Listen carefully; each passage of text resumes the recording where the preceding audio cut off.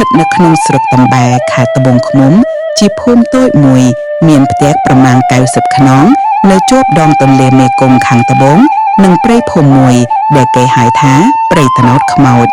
ព្រៃនេះមានដើមត្នោតរាប់រយដើមអាយុកាលជាង100ឆ្នាំហើយក្រោមដីមានសំណល់គ្រាប់និងឆ្អឹងមនុស្សពីសម័យខ្មែរក្រហម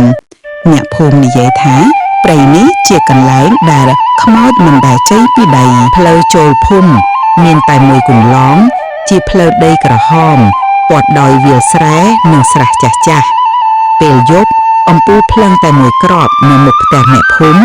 និងសំឡេងខ្យល់បក់តាមស្លឹកត្នោតធ្វើឲ្យភូមិនេះស្ងាត់ដូចភ្នូរ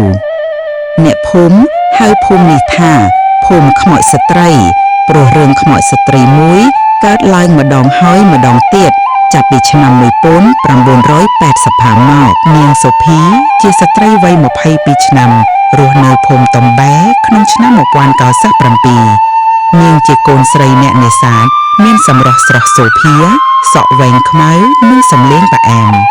នៅសម័យខ្មែរក្រហមនាងត្រូវបានគេចាប់ខ្លួនទៅធ្វើការនៅជំរំការងារក្បែរព្រៃត្នោតនាងសាក់សីម្នាក់អ្នកនាងសុកអៃអាយុ65ឆ្នាំនៅរស់នៅភូមិបានរៀបរាប់ថាថ្ងៃនោះខ្ញុំឃើញនាងសុភីត្រូវពីចោមដៃហើយអូសចូលព្រៃនាងស្រែកហៅម្ដាយប៉ុន្តែគ្មាននរណាហ៊ានជួយពីថ្ងៃក្រោយគេបានឮសំឡេងកំភ្លើងមួយគ្រាប់នៅក្រោមដើមត្នោតធំគេរកឃើញសាកសពនាងនៅទីនោះត្រូវបានកាប់កហើយបោះចោលក្នុងរណ្ដៅរាក់គ្មាននរណាហ៊ានកប់ទេព្រោះខ្លាចគេចាប់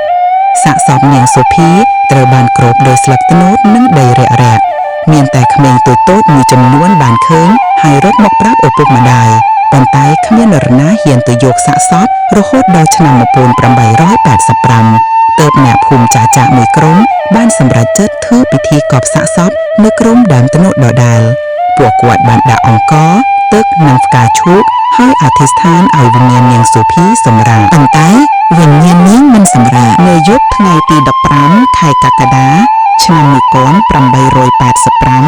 ថ្ងៃ15កើតខែអាសាឍលោកធនអាយុ38ឆ្នាំជាអ្នកនេសាទបានចេញទៅដាក់កន្ត្រកនៅបឹងទន្លេជិតព្រៃពេលនោះម៉ោងប្រហែល2ទៀបភ្លឺគាត់បានរៀបរាប់ថាលោកធនបានរត់ត្រឡប់មកផ្ទះដោយទុកកន្ត្រកចោលពេលព្រឹកគាត់បាននាំអ្នកភូមិទៅមើលមានស្នាមជើងស្ត្រីមួយគូនៅលើដីសើមប៉ុន្តែស្នាមជើងមានតែម្ខាងទៀតទេម្ខាងទៀតគឺជាស្នាមអូសដូចជាគេដើរដោយជើងតែមួយឆ្នាំ1990ក្មេងស្រីបាត់ខ្លួនឆ្នាំ2005ក្មេងប្រុសត្រូវចាប់ក្មេងប្រុសឈ្មោះសេនអាយុ15បានចេញទៅនេសាទត្រីនៅដងទន្លេគាត់បានឃើញនាងសុភីអង្គុយលើទឹកសក់បកហើយឈ្មោះគាត់មិនអាចផ្លាស់ទីបានដូចជាមានខ្សែអស្រាយចងជើងមានស្នាមខ្មៅនៅលើកជើងនិងឈាមហូរពីច្រមុះមិត្តភ័ក្តិបានទាញគាត់ចេញប៉ុន្តែសំឡេងយំនៅតែឮរហូតដល់ព្រឹកជីកយកឆ្អឹងនាងសុភីពីរណ្ដៅដុតក្រណាត់ស7ថ្ងៃ7យប់សូត្រធម៌និងបណ្ដែតប្រទីបនៅដងទន្លេនិយាយអត្ថបទនេះថាដាក់ឈ្មោះថ្មីឲ្យនាងថានាងសុភីសុវណ្ណដើម្បីឲ្យនាងបានសម្រាកបន្ទាប់ពីពិធីសម្លេងយំបានស្ងាត់អស់រយៈពេល5ឆ្នាំនៅថ្ងៃទី12ខែមីនាឆ្នាំ2022អ្នកស្រីសុខាអាយុ42ឆ្នាំបានធ្លាក់ពីគេងហើយឃើញស្ត្រីស្លៀកសឈរនៅមុខក្រែនាងមានមុខស្អាតភ្នែកខ្មៅនិងមានឈាមហូរពីកនាងនិយាយថាអ្នកស្រីសុខាបានស្រែកហើយរត់ចេញពីផ្ទះពេលព្រឹកគេរកឃើញស្នាមជើងអូសនៅលើឥដ្ឋផ្ទះនិងក្លិនឈាមស្រស់នៅក្នុងបន្ទប់មកដល់ឆ្នាំ2025អ្នកភូមិតំបែនៅតែមានច្បាប់មិនសរសេរ1ហាមចេញក្រៅផ្ទះក្រោយម៉ោង9យប់2ហាមនិយាយឈ្មោះសុភីពេលយប់3ត្រូវដាក់អង្ករធម៌និងទឹកនៅមុខផ្ទះរៀងរាល់ថ្ងៃ15កើតបើឮសំឡេងយំស្ត្រីកុំតបកុំរត់ត្រូវអង្គុយសង្កត់និងសូត្រព្រះអភិយជាតិ